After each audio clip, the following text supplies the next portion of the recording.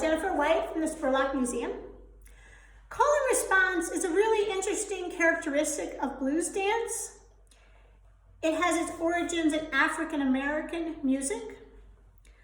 We hear call and response format in the early work songs that were used to keep workers synchronized. So, for example, a caller might call out and then everyone chops the wood simultaneously, and then the caller says something and then everyone chops the wood. So that's an example of a work song. Gospel is also often, early gospel is in this call and response format. And you can hear it in such songs as Empty Bed Blues by Bessie Smith. This is an early jazz piece, early blues jazz. And so when the singer starts, I woke up this morning with an awful aching head, that's the call.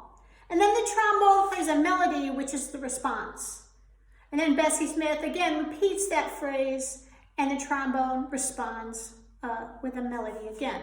And that's repeated several times. So see if you can hear the call and response format in Backwater Blues by Irma Thomas. The singer will be initiating the call and the instruments will be the response. Also, Boom Boom Boom by John Lee Hooker. He begins singing boom boom boom as the call, and the instruments echo that with a related rhythm to the boom boom boom rhythm, and that's the response. And then he calls out again, I'm going to shoot you right down, and the instruments respond. So try another one that you could try on your own. See if you can find the call and the response in Hoochie Coochie Man by Muddy Waters.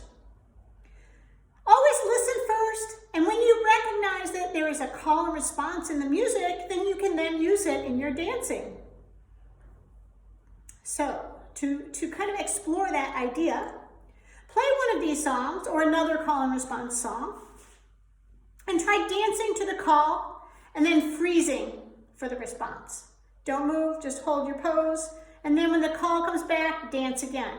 That's a fun thing to do to a song, and you can reverse that. You could freeze to the call and then dance it out to the response.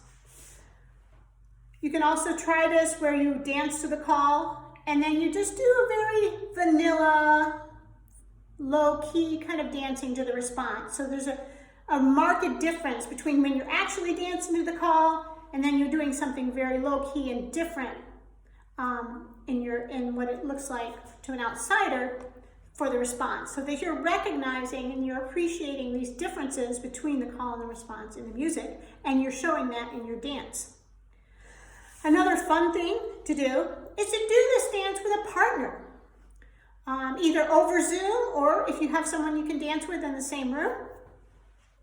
And you can face each other, and one of you could try dancing on the call and the other dances on the response. And that's fun to try and experiment with. You could also try doing this dance where you're actually reacting to each other. And this is one of the most fun things to do. Personally, that's how I feel.